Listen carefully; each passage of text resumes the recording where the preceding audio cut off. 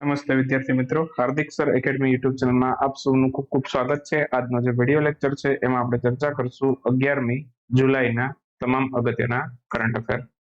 તો શરૂ કરીએ આજનો વિડીયો। સૌથી પહેલો ક્વેશ્ચન આપણા વિડીયોમાં, હાલમાં જ યુથ કોલેબ નેશનલ ઇનોવેશન ડાયલોગ 2022-23 આનું સમાપન થયું છે। આનું આયોજન છે કોના દ્વારા કરવામાં આવ્યું છે?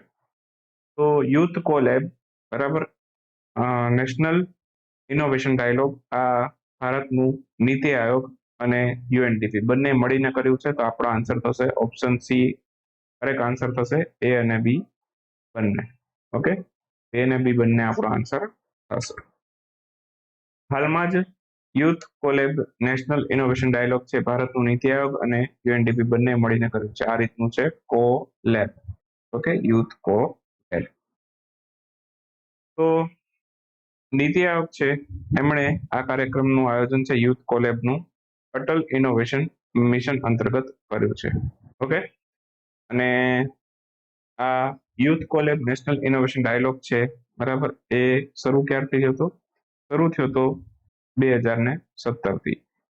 2017માં યુએનડીપીએ વૈશ્વિક સ્તર પર શરૂ કર્યો હતો બરાબર, અને આ ભારતમાં ક્યારે શરૂ થયો એવું પૂછે તો ભારતમાં શરૂ થયો 2019 થી। ભારતમાં 2019માં આવ્યો, વૈશ્વિક સ્તર ઉપર 2017 થી જ આવી ગયો હતો। આ બે ખાસ પોઈન્ટ યાદ રાખવા જેવા છે।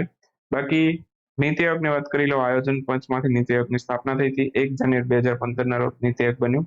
પૂરું નામ પૂછી શકે ઘણી વખત પરીક્ષાની અંદર, national institution for transforming India. NITI આયોગના સીઓ છે BVR સુબ્રમણ્યન, અધ્યક્ષ છે એના ઉપાધ્યક્ષ છે અત્યારે સુમન બેરી। અધ્યક્ષ કોણ હોય? વડાપ્રધાન બરાબર, વડાપ્રધાન છે બરાબર, એ અધ્યક્ષ હોય। એના પછી નેક્સ્ટ છે, હાલમાં જ કયું મંત્રાલય છે જેમણે ટોમેટો ગ્રાન્ડ ચેલેન્જ હેકાથોનનું આયોજન કર્યું છે? ટોમેટો ગ્રાન્ડ ચેલેન્જ હેકાથોન છે બરાબર, આનું આયોજન ભારતનું ઉપભોક્તા ખાદ્ય અને સાર્વજનિક વિતરણ મંત્રાલય તેમજ ભારતનું શિક્ષા મંત્રાલય બંને મળીને કર્યું છે। તો આન્સર થશે ઓપ્શન એ અને બી બંને બરાબર। તમને ખ્યાલ હોય તો હમણાં ટમેટાના ભાવ છે ખૂબ જ વધી ગયા છે, અને આ વધેલા ભાવ છે બરાબર, એને અંકુશમાં લાવવા માટે આ હેકાથોન શરૂ કરવામાં આવે છે જેનું નામ છે ટોમેટો ગ્રાન્ડ ચેલેન્જ હેકાથોન બરાબર। એપ્રોક્સિમેટલી 150 થી અત્યારે માર્કેટ કહું તો લગભગ 200 રૂપિયા જેવા થઈ ગયા છે બરાબર, અમારા ગામમાં તો 200 રૂપિયા પણ મળે। તો ઉપભોક્તા ખાદ્ય અને સાર્વજનિક વિતરણ મંત્રાલય અને શિક્ષા મંત્રાલય બંને મળીને આનું આયોજન કર્યું છે ટમેટાના વધતા ભાવને અંકુશમાં રાખવા માટે। Farm to fork value chain છે એ વિકસિત કરવામાં આવશે જેથી ટમેટાના વધતા ભાવને અંકુશમાં લાવી શકાય તો વધારે ના વધે બરાબર। બાકી થોડુંક જીકે યાદ રાખવું ટમેટાના સંદર્ભમાં, કયું એસિડ હોય એવું પૂછે ટમેટામાં તો સાઇટ્રિક એસિડ અને મેલિક એસિડ। આ જીપીએસસી માટે સાયન્સ ટેકનોલોજીની દ્રષ્ટિએ ક્વેશ્ચન નીકળી શકે। કોઈ વસ્તુ ચર્ચામાં હોય ત્યારે એનું સાયન્ટિફિક ક્વેશ્ચન પણ નીકળી શકે। ટમેટા બહુ ચર્ચામાં છે તો ટમેટાનો એસિડ પૂછી શકે, સાઇટ્રિક એસિડ અને મેલિક એસિડ। ઓકે, બાકી પીએચ નું મૂલ્ય પૂછી શકે તો 3.8 થી 4.7 જેટલું હોય। એસિડ વસ્તુ હોય એટલે એની પીએચ કેટલી હોય? 7 કરતા ઓછી જ હોય બરાબર। કેન્દ્ર સરકાર દ્વારા કાર્બન ક્રેડિટ ટ્રેડિંગ સ્કીમ છે એને મંજૂરી આપવામાં આવી છે। ભારતના કયા મંત્રાલય અથવા તો સંસ્થા દ્વારા તે શરૂ કરવામાં આવી છે? તો બ્યુરો ઓફ એનર્જી એફિશિયન્સી છે એમના દ્વારા શરૂ કરવામાં આવ્યું છે। તો ઓપ્શન એ આપણો આન્સર થશે। તો આ કાર્બન ક્રેડિટ ટ્રેડિંગ સિસ્ટમ છે બરાબર, એને થોડુંક સમજીએ। તો બ્યુરો ઓફ એનર્જી એફિશિયન્સી છે એમના દ્વારા કાર્બન ક્રેડિટ ટ્રેડિંગ સ્કીમ છે એ શરૂ કરવામાં આવી છે બરાબર। બ્યુરો ઓફ એનર્જી એફિશિયન્સીની વાત કરીએ તો એ ઉર્જા મંત્રાલય અંતર્ગત કાર્ય કરે છે।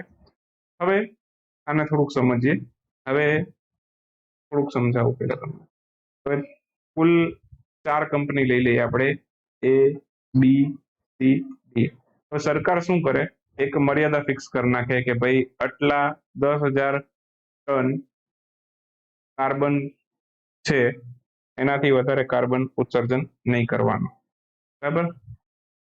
10,000 ટન થી વધારે કાર્બન છે એનું ઉત્સર્જન નહીં કરવાનું, એવું સરકારે ગાઈડલાઈન જાહેર કરી દીધી બરાબર।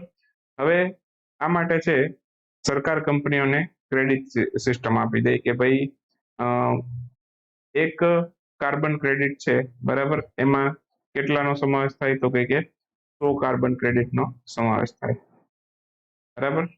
તો દરેકને કાર્બન ક્રેડિટ કેટલી મળે છે તો કે 25 મળે, બરાબર. અહીંયા એક કાર્બન ક્રેડિટ બરાબર 100 ટન લઈ લઈએ આપણે, બરાબર.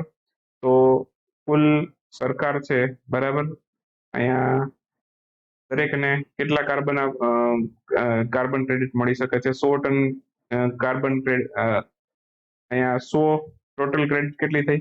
100 થઈ, બરાબર. 100 કાર્બન ક્રેડિટ થઈ, ત્યારે મેક્સિમમ લિમિટ કેટલી કરી ઉત્સર્જન કરવાની દરેક કંપનીઓ માટે, બરાબર.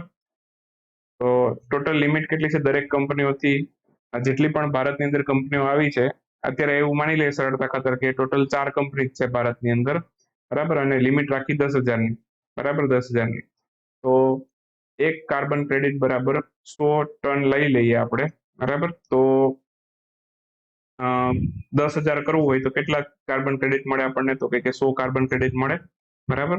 તો આ 100 કાર્બન ક્રેડિટને દરેક કંપનીઓ વચ્ચે વેચી દઈએ, બરાબર. તો દરેકને ભાગે, ચારેયને ભાગે 25 આવે, 25 ચોક 100 છે. હવે કંપની એ છે, બરાબર, એણે કાર્બન ઉત્સર્જન કર્યું 30 કાર્બન ક્રેડિટનું, ઓકે. કંપની બી એ કર્યું 10નું, સી એ કર્યું 15નું, ઓકે, અને ડી એ કર્યું 25નું. તો 25 કર્યું એનો તો કોઈ વાંધો નથી, બરાબર.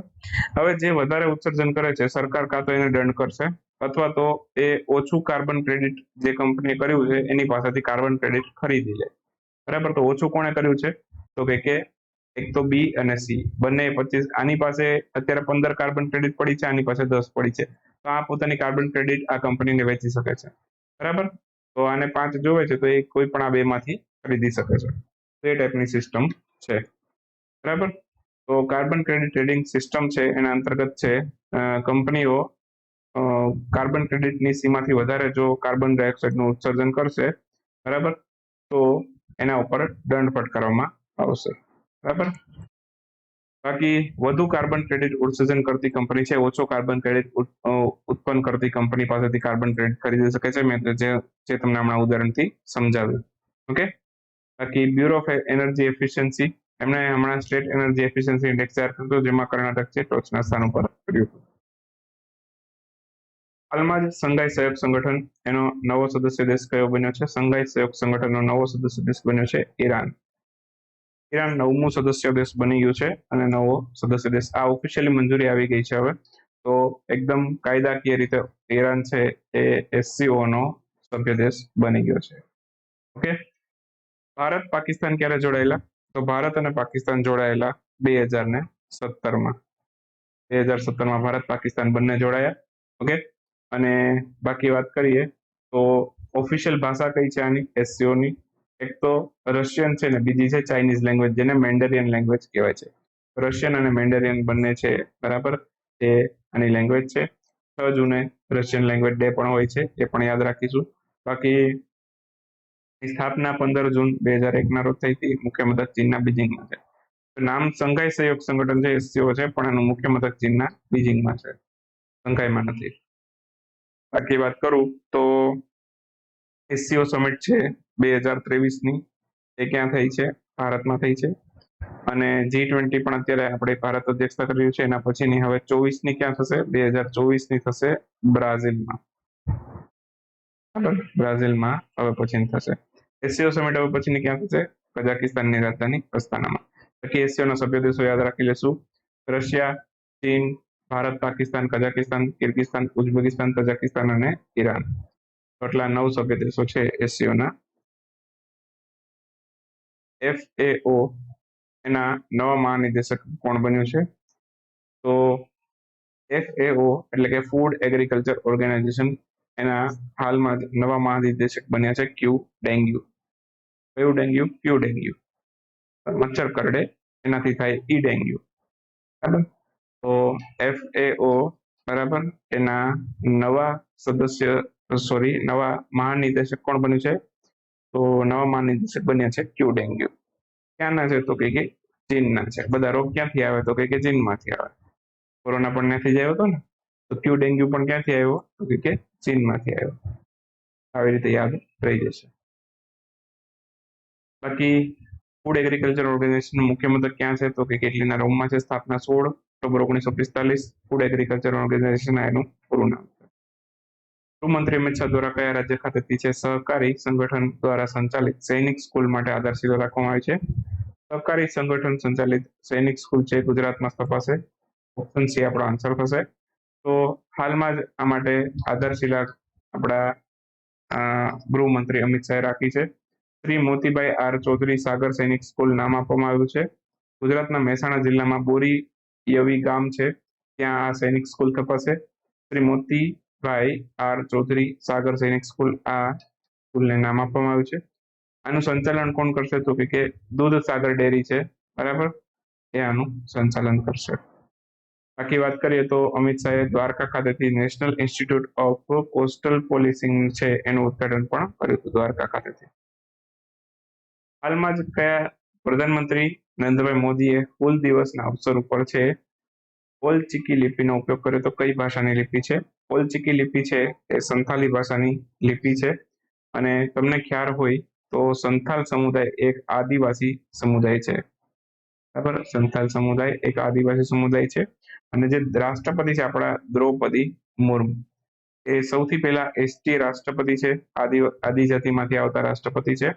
એ કઈ કેટેગરી, એમની જે આદિજાતિ છે કઈ છે? એ પણ સંથાલ છે, બરાબર. તો અહીંયા સંથાલ લિપિ છે, ઓકે. ઓલચિકી લિપિ છે એ સંથાલ ભાષાની લિપિ છે. તો એનો અહીંયા પ્રધાનમંત્રીએ પ્રયોગ કર્યો હતો હુલ દિવસના અવસર ઉપર. ઓલચિકી લિપિના નિર્માણ કરતા અથવા તો જનક કોણ છે એવું પૂછે તો રઘુનાથ મુર્મુ એના જનક છે, અથવા તો એમણે નિર્માણ કરેલું છે. હવે હુલ દિવસ શેની યાદમાં ઉજવીએ છીએ? તો 1855માં હુલ ક્રાંતિ થઈ હતી. હવે આપણે અત્યાર સુધી ઇતિહાસમાં છે ને 1857નો જે સંગ્રામ છે ને એ સૌથી પહેલો સંગ્રામ માનીએ છીએ. પણ એ પહેલા પણ ઘણા બધા વિદ્રોહ થયેલા હતા. પણ એ કોઈક કાં તો નાની કમ્યુનિટી અથવા તો એવી આદિજાતિની કમ્યુનિટી દ્વારા એ ક્રાંતિ થઈ હોય, બરાબર. તો એને ઇતિહાસમાં એટલું બધું માન્યતા નથી આપી. અહીંયા એ જ પ્રકારે હુલ ક્રાંતિ થઈ હતી, ઓકે. એ જ પ્રમાણે પાયકા વિદ્રોહ છે, બરાબર, એને સરકારે વચ્ચે જાહેર કર્યું હતું કે ભાઈ 1870નો પાયકા વિદ્રોહ છે એને હવે સૌથી પહેલો વિપ્લવ ગણવો, 1857ના વિપ્લવને ના ગણવું. ઓડિશાના સાથે સંકળાયેલું છે પાયકા વિદ્રોહ. હુલ ક્રાંતિ છે, બરાબર, એની યાદમાં હુલ દિવસ ઉજવીએ છીએ. 1855માં થઈ હતી હુલ ક્રાંતિ, બરાબર. તો આ એક એવો ગાળો હતો 1850 થી લઈને 1900 સુધીનો સમયગાળો, ત્યારે ઘણી બધી ક્રાંતિઓ થઈ ગઈ, બરાબર. અને સંથાલ આદિજાતિ છે કયા રાજ્યમાં રહે છે એ યાદ રાખીશું. ઝારખંડ, બિહાર, પશ્ચિમ બંગાળ અને ઓડિશામાં રહે છે. સિનિયર નેશનલ એથ્લેટિક ચેમ્પિયનશિપ એનું આયોજન કયા શહેરમાં કરવામાં આવ્યું છે? આનું આયોજન છે હાલમાં થયું છે અને તેલંગાણાના હૈદરાબાદ ખાતે કરવામાં આવ્યું છે. આન્સર આવશે તેલંગાણાનું હૈદરાબાદ. કુલ આનું અત્યારે 2023ના રોજ છે 73મું સંસ્કરણ છે, એ યાદ રાખીશું. મહિલાઓની 100 મીટરની બેકસ્ટ્રોકમાં નેશનલ રેકોર્ડ બનાવ્યો છે માના પટેલે. માના પટેલ છે ઓલિમ્પિકમાં ભાગ લેનાર એકમાત્ર ભારતીય તહેરાક હતા. જે ટોક્યો ઓલિમ્પિક થઈ હતી ને એમાં એકમાત્ર ભારતીય તહેરાક હતા માના પટેલ. પછી નીના વેંકટેશ છે, એમણે પણ એક રેકોર્ડ બનાવેલો છે 50 મીટર બટરફ્લાયમાં, બરાબર. બંગબંધુ સાફ ચેમ્પિયનશિપનું આયોજન કયા શહેરમાં થયું છે? તો બંગબંધુ સાફ ચેમ્પિયનશિપ છે આ કર્ણાટકના બેંગ્લોરમાં થઈ છે, તો આન્સર આવશે બેંગ્લોર. 9મી વખત આ ટુર્નામેન્ટનું આયોજન થયું. કેટલામી આવૃત્તિ હતી? તો કે 9મી. ભારતે કુવૈતને હરાવી આનું ટાઇટલ જીત્યું છે. ભારતીય ફૂટબોલ ટીમના આમાં કોચ હતા ઇગોર સ્ટીમેક, ક્રોએશિયાના છે. બાકી ઇન્ટરકોન્ટિનેન્ટલ કપ છે એમાં પણ ભારત વિજેતા બન્યું. યુનેસ્કો દ્વારા કયા દેશને ફરી વખત છે યુનેસ્કોમાં સામેલ કરવા માટેની અંતિમ મંજૂરી આપવામાં આવી છે? ડોનાલ્ડ ટ્રમ્પ હતા ને, બરાબર, એમણે યુએસએ છે એને યુનેસ્કોમાંથી દૂર કર્યું હતું. એટલે ડોનાલ્ડ ટ્રમ્પે છે યુનેસ્કોમાંથી અમેરિકાને હટાવી દીધું હતું. હવે ફરી પાછું યુનેસ્કો સાથે જોડાણ કરી દીધું છે જો બાઇડને, બરાબર. તો આ ખાસ યાદ રાખીશું. અમેરિકા ફરી વખત આનું સદસ્ય બની ગયું છે યુનેસ્કોનું. તો હાલમાં જ અમેરિકા છે યુનેસ્કોનું સદસ્ય બન્યું છે. થોડુંક એના વિશે યાદ રાખીશું યુનેસ્કો વિશે કે મુખ્ય મથક એનું ફ્રાન્સના પેરિસમાં છે. 16 નવેમ્બર 1945માં યુનેસ્કોની સ્થાપના થઈ હતી. ઓનલાઈન ક્વેશ્ચન જોઈ લઈએ થોડાક. વાનર વન છે બનાવવાનો નિર્ણય કયા રાજ્યની સરકારે કર્યો છે? ઉત્તર પ્રદેશના લખનૌ ખાતે બનશે વાનર વન. ભારતનું સૌથી પહેલું આ ટાઈપનું વાનર વન હશે જે ઉત્તર પ્રદેશના લખનૌ બનશે. નેશનલ સાયબર સિક્યુરિટી કોઓર્ડિનેટર તરીકે ભારતમાં કોની નિયુક્તિ કરવામાં આવી છે? તો MU નાયર છે એ ભારતના નવા નેશનલ સાયબર સિક્યુરિટી કોઓર્ડિનેટર બન્યા છે. BCCએ સિનિયર પુરુષ ચયન સમિતિના અધ્યક્ષ તરીકે કોની નિયુક્તિ કરી છે? અજીત અગરકર છે એની નિયુક્તિ કરી છે. SBI બાદ કઈ કંપની છે જેનું માર્કેટ કેપિટલાઇઝેશન 1 લાખથી વધુ થયું છે? 1 લાખથી વધુ માર્કેટ કેપિટલાઇઝેશન થયું છે બેંક ઓફ બરોડાનું. તો આન્સર આવશે બેંક ઓફ બરોડા. તો આ સાથે આપણો આજનો એ વિડીયો સમાપ્ત કરીએ. મળીએ આવતીકાલે નેક્સ્ટ વિડીયોમાં. ત્યાં સુધી રજા લઈએ.